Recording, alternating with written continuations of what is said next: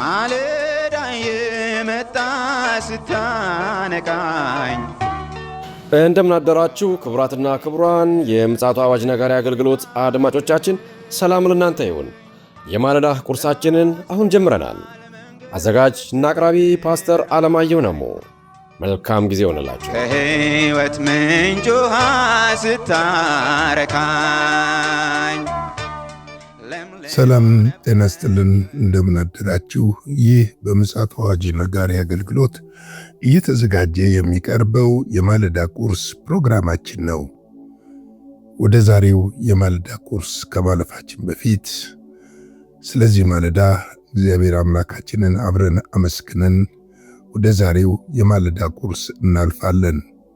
የዘላለም አምላክ እግዚአብሔር ሆይ በጌታ በኢየሱስ ክርስቶስ ስም ስለዚህች ስለተባረከች ማለዳ፣ ስለተባረከች ዕለት ስለሰጠን፣ በዕድሜ ላይ ዕድሜን ስለጨመርክልን፣ ስለበዛልን ጸጋህ፣ ስለበዛልን ምሕረት፣ ስለሰጠን ሰላምና ጤንነት በልጅህ በኢየሱስ ክርስቶስ ስም እናመሰግንሃለን። እነሆ ደግሞ ይህንን ቀን ትባርክልን ዘንድ ቃልህንም ትባርክልን ዘንድ ታስተምረንና መንፈሳችንን ሕይወታችንን ሁሉ በቃልህ ብርሃን እንድትመራው በኢየሱስ ስም እንጠይቃለን። ሁሉ ለስምህ ክብር ይሁን። ይህንን ጊዜ ለአንተ አሳልፈን እንሰጣለን በጌታ በኢየሱስ ክርስቶስ ስም አሜን። እንግዲህ በትናንትናው ማለዳ የተመለከትነው አንደኛ ተሰሎንቄ ምዕራፍ 1 ነው። በዚህም ቁጥር 8 ነበር የተመለከትነው። እንግዲህ ቁጥር 8 ከናንተ ወጥቶ የጌታ ቃል በመቄዶንያ በአኪያ ብቻ አልተሰማምና ነገር ግን ምንም እንድንናገር እስከሚያስፈልግ ድረስ በእግዚአብሔር ዘንድ የሚሆን እምነታቸው በሁሉ ስፍራ ተሰምቶ ነበር ይላልና እንግዲህ እነዚህ የተሰሎንቄ ሰዎች በእነሱ ዘንድ የነበረው የእግዚአብሔር ቃል በመቄዶንያም በአኪያም ብቻ ሳይሆን ከነሱም አልፎ በተለያየ ስፍራ እንደተሰማ እንደተነገረ፣ እምነታቸው ደግሞ በሁሉ ስፍራ እንደታወቀ ነበር የተመለከትነው። እኛስ እንዴት ነን? እምነታችን ሁሉ ይመሰክርልናል ወይ? እንደው ይመሰክርልን ይሆን? ቃሉንስ ለሌሎች አድርሰን ይሆን? ከኛ የወጣው ቃል ሌሎችን ሕይወትስ ቀይሮ ይሆን? በሌሎች ዘንድ እኛስ ስንታይ ምንድን ነው የምንባለው የሚለውን ለመመልከት ሞክረናል። እንግዲህ ዛሬ የምዕራፍ 1 መጨረሻውን ክፍል ቁጥር 9ና 10 እንመለከታለን። እንግዲህ እንደዚህ ይላል፣ እነርሱ ራሳቸው ወደ እናንተ መግባታችን እንዴት እንደነበረ ስለኛ ይናገራሉና ለሕያዋን ለእውነተኛ አምላክ ታገለግሉ ዘንድ ከሙታንም ያስነሳውን ልጁን እርሱንም ኢየሱስን ከሚመጣው ቁጣ የሚያድንን ከሰማይም ትጠበቁ ዘንድ ከጣዖት ወደ እግዚአብሔር እንዴት ዞር እንዳላችሁ ይናገራሉ ይላል። እንግዲህ እነዚህ ሰዎች ምስክርነታቸው በመቄዶንያና በአኪያ ብቻ ሳይሆን በሁሉ ስፍራ ተሰምቷልና የነሱ መሰማት ብቻ ሳይሆን ደግሞ እነ ጳውሎስ ራሱ ወደ እነሱ እንዴት እንደገቡ ይነገር እንደነበረ፣ አገባባቸውን ይናገሩ እንደነበረ እንመለከታለን። እንግዲህ ምስክርነት፣ የህይወት ምስክርነት በትናንትናው ዕለት እንዳልኩ የብዙ ሰዎችን ህይወት ይለውጣል። ዶዶ በጣም የምንሰማው ነበርና በእርግጥም ደግሞ እኛም ያየነው በእድሜያችን ያየነው ነገር አለ።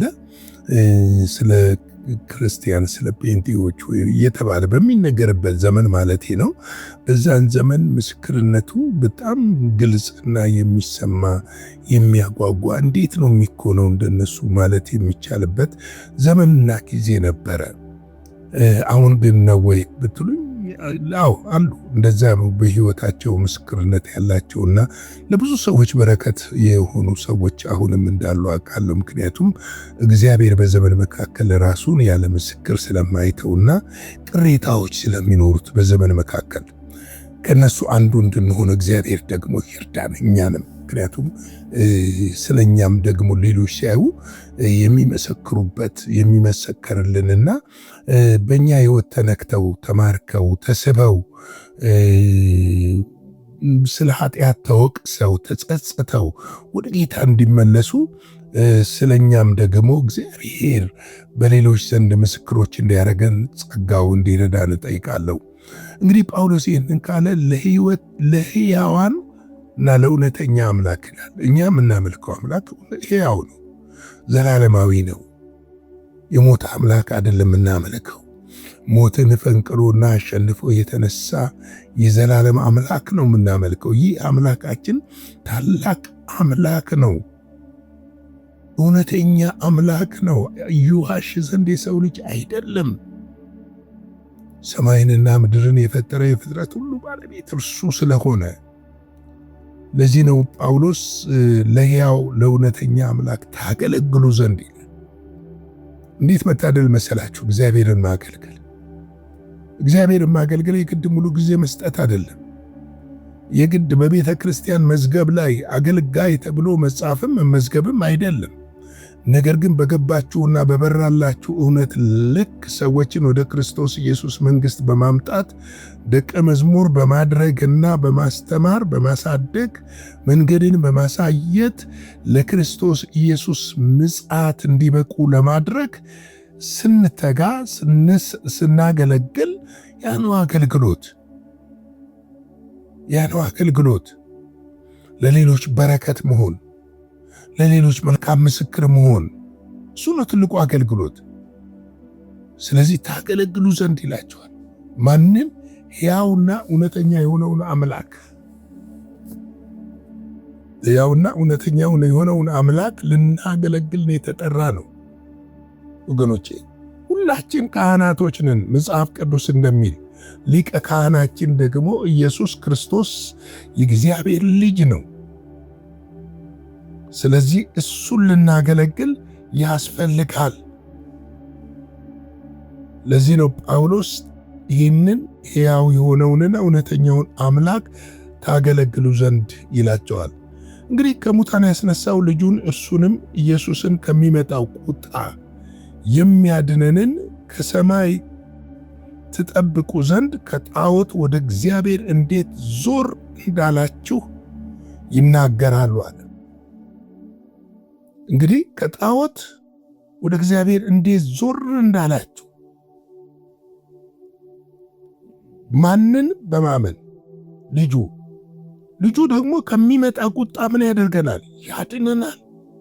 እንግዲህ ከሚመጣ ቁጣ ሲል ቁጣ አለ ማለት ነው። የቁጣ ዘመን አለ ማለት ነው።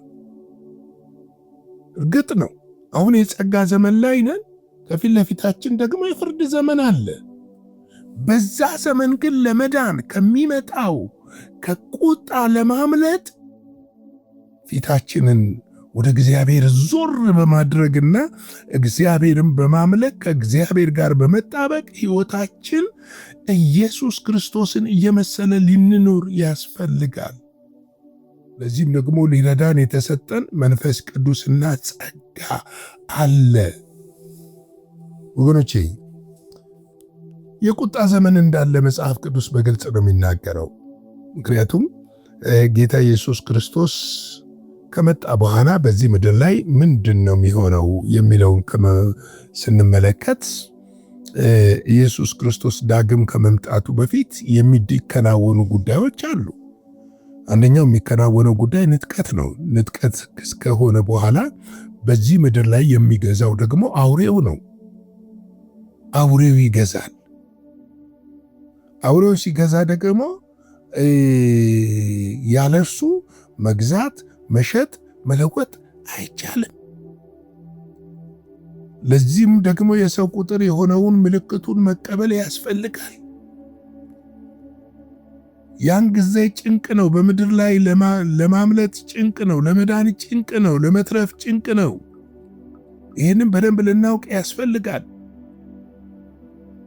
ለዚህ ነው እኮ ከሰማይ ትጠበቁ ዘንድ ከጣዖታት ወደ እግዚአብሔር እንዴት ዞር እንዳላችሁ። ከምንድን ነው የምንጠበቀው? ከሚመጣው ቁጣ። ታውቃላችሁ አሁን ላይ ዓለም እንዴት እየተናወጠ እንዳለ፣ በዓለም ዙሪያ ምን እየተከናወነ እንዳለ ታውቃላችሁ ብዬ አስባለሁ። ስለዚህ ልጁን ኢየሱስ ክርስቶስን በማገልገልና ለእግዚአብሔር እውነት ራሳችንን አሳልፈን በመስጠት ከሚመጣው ቁጣ እንድን ዘንድ እግዚአብሔር እንዲረዳን ያስፈልጋል። እንግዲህ በሕይወታችን የተጠራነው እርሱን ለማገልገል እንደሆነ ማወቅም አለብን። እሱን ልናመልከው፣ እሱን ልናከብር፣ ለእሱ ልንገዛ፣ ለእሱ ልንሰግድለት ሕያው አምላክ እርሱ እንደሆነ ከሚመጣው ቁጣ ደግሞ ሊያድነን የታመነ እንደሆነ ተመልሶ እንደሚመጣ እንደሚወስደን ተስፋ የሰጠን እርሱ እንደሆነ አውቀን እርሱን በማገልገል ደግሞ ሕይወታችንን አሳልፈን ልንሰጠው ያስፈልጋል ያለው። እንግዲህ የዛሬን የማለዳ ቁርስ በዚህ ላይ ያበቃለሁ። ላይክ፣ ሼር፣ ሰብስክራይብ በማድረግ ይህንን አገልግሎት ከኛ ጋር ቆማችሁ እንድታገለግሉ በጌታ ፍቅር ጠይቃለሁ። አጭር ጸሎትን ጸልይና የዛሬውን የማለዳ ቁርስ ፕሮግራማችንን እዚህ ላይ ያበቃለሁ። ነገ በሌላ ክፍል እንገናኛለን። የጌታ ጸጋ ሰላም ለሁላችን እንዲሆን እስቲ አጭር ጸሎት እንጸልይ። የዘላለም አምላክ እግዚአብሔር ሆይ እናመሰግናለን። ክብር ምስጋና ለአንተ ይሁን። ኖ ደግሞ በመጨረሻው ዘመን ሊመጣ ካለው ቁጣ እንድናመልጥ ያንተ ጸጋ መንፈስህ እንዲረዳን እንዲያገዘን በኢየሱስ ክርስቶስ ስም ጠይቃለሁ። እጅ በኛ ላይ እንድትሆን በነገር ሁሉ እንድትረዳን እንድናገለግል አቅምና ጉልበት እንድትሆነን ጸጋ እንዲበዛልን የምሕረትና የቸርነት እጆች እንዲዘረጉልን በኢየሱስ ክርስቶስ ስም እንጠይቃለን። ታመሙ ይፈወሱ፣ ያዘኑ ይጽናኑ። እግዚአብሔር ሆይ ቢታመሙት ሰዎች እጆችህ እንድዳስሳቸው ያ ስለኛ የቆሰለው እጅህ ቁስላቸውን እንዲፈውስ በኢየሱስ ክርስቶስ ስም እጠይቃለሁ። በተለያየ ምክንያት ያዘኑ ደግሞ ጌታው ልባቸውን በደስታ ዘይት እንድትሞላ በናዝሬቱ በኢየሱስ ክርስቶስ ስም እጠይቃለሁ። ሁሉ ክብር ላንተ ይሁን። ቀሪውን ቀናችንን ባርክልን፣ በደም ሸፍነን፣ ከክፉ ሁሉ ጠብቀን፣ በልጅህ በመድኃኒታችን በጌታ በኢየሱስ ስም አሜን። በነበረን የመልእክት ክፍለ ጊዜ እንደተባረካችሁ ተስፋ እናደርጋለን። በነገው ማለዳ በሌላ ዝግጅት እንገናኛለን። መልካም ቀን።